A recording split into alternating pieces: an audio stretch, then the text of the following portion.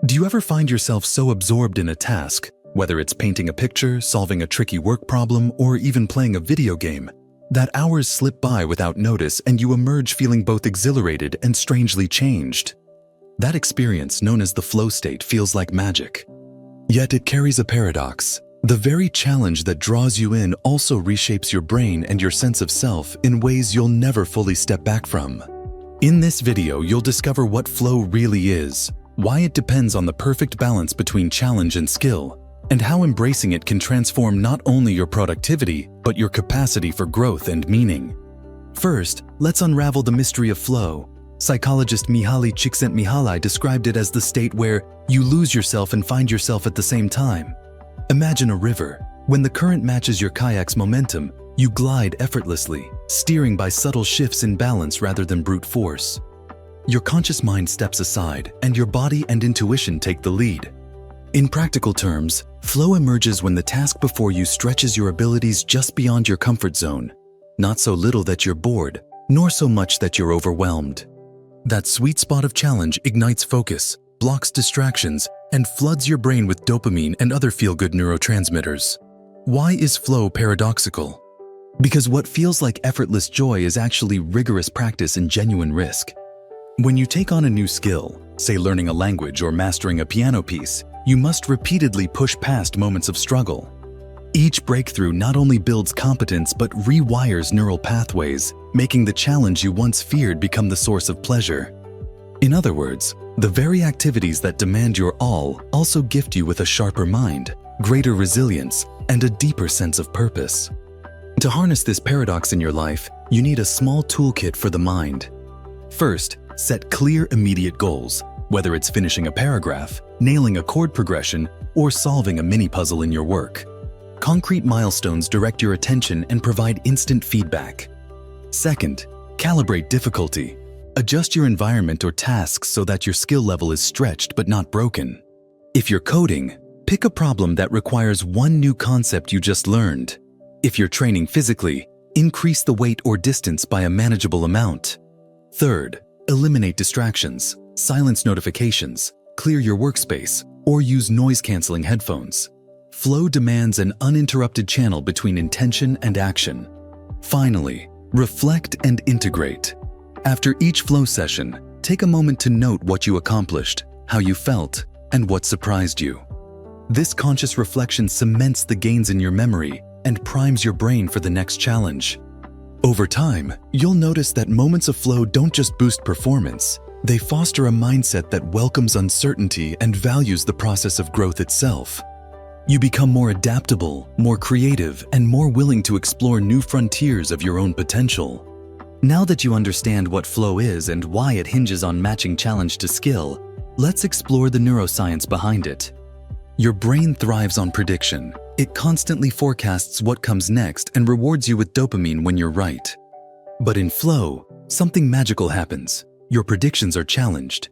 Each new obstacle creates a tiny prediction error, which your midbrain flags as valuable information. This floods your system with dopamine, heightening focus and motivation.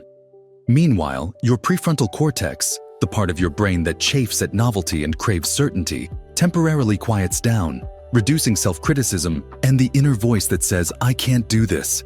It's like stepping out of your own way, allowing pure engagement with the task. Philosophers since Aristotle have argued that joyful engagement in an activity, what he called eudaimonia, brings true fulfillment. When you're in flow, you're living that fulfillment in real time. It's not about escaping reality, but aligning with it so completely that work feels like play. Yet here's the paradox. The deeper you enter flow, the more you're stretching your abilities, and the more you're rewriting your internal narrative about what you can accomplish. So how do you deliberately dial in that state? Technique 1. Chunk your challenges. Break a large goal, writing a chapter, completing a workout, learning a piece of music, into subtasks that each demand a bit more from you. If a subtask feels too easy, nudge up the difficulty just enough to produce a slight tremor of discomfort. Technique 2. Build a feedback loop. Flow thrives on immediate, clear feedback. For a creative project, set mini deadlines. For learning, test yourself with flashcards or quick quizzes. For physical training, track reps or form. Technique 3. Design your environment. Identify the elements that reliably draw you in. Ambient music, a certain workspace, specific tools, and minimize distractions. Think of your setup like a cockpit built for concentration. By applying these strategies, you'll learn to treat flow not as a lucky accident, but as a skill you can cultivate. Every time you step into that sweet spot, you're flexing your brain's plasticity, strengthening those neural circuits that crave both challenge and mastery. Over weeks, you'll notice subtle shifts. Tasks you once dreaded become invitations to engage. Frustration gives way to curiosity, and you begin to expect more from yourself in small, manageable increments. In Part 3, we'll look at how sustaining flow over time shapes your identity, resilience, and overall well-being, transforming you from someone who occasionally gets in the zone into someone who lives with purpose and presence. When you consistently step into flow, it doesn't just boost your performance in one project, it reshapes how you see yourself. Imagine your mind as a garden. Each flow session is like watering a particular plant, encouraging those neural pathways to grow stronger and bloom more readily next time. Over weeks and months, you begin to recognize patterns. You feel more energetic tackling tasks, your confidence increases, and setbacks sting less because you know you can summon that focused state again. Psychologists call this self-efficacy, the belief in your ability to succeed. Flow intensifies this belief by providing immediate, tangible evidence. You accomplish what once seemed difficult and, in the process, reinforce a positive inner narrative. But flow isn't just a personal power-up, it also builds resilience. When you face a challenge that pushes your limits and survive it, you widen your comfort zone. It's analogous to progressive resistance in weight training. You lift slightly heavier weights each time, and your muscles adapt. In the realm of the mind, each flow challenge rewires your brain's fear circuits, reducing anxiety about new obstacles. Philosophers of the Stoic school, like Epictetus, taught that difficulty refines us, turning adversity into an ally. Flow operationalizes that wisdom. Difficulty becomes the gateway to both deep enjoyment and personal growth. To anchor flow as a habit, schedule regular flow rituals. First, choose a daily or weekly power hour where you eliminate distractions and tackle your most meaningful challenge. Second, create a simple pre-flow ritual, a few deep breaths, a quick stretch, or a motivational phrase that signals to your brain, we're entering focus mode. Third, track your flow experiences in a flow journal. Note what challenge you took on, what environmental tweaks helped, and how you felt afterward. This reflection strengthens the mental habit loop: cue, action, reward. As you build these rituals, you'll find flow seeping into more areas of your life: creative hobbies, work projects, even social interactions where meaningful conversation becomes a shared flow state. That shift isn't just about peak experiences, it's about cultivating a mindset that welcomes challenge and values presence. You begin to see life not as a series of tasks to survive, but as opportunities for engagement and learning. Your overall well-being improves because flow activates your parasympathetic nervous system after the fact, promoting recovery and reducing chronic stress. Of course, sustaining flow requires balance.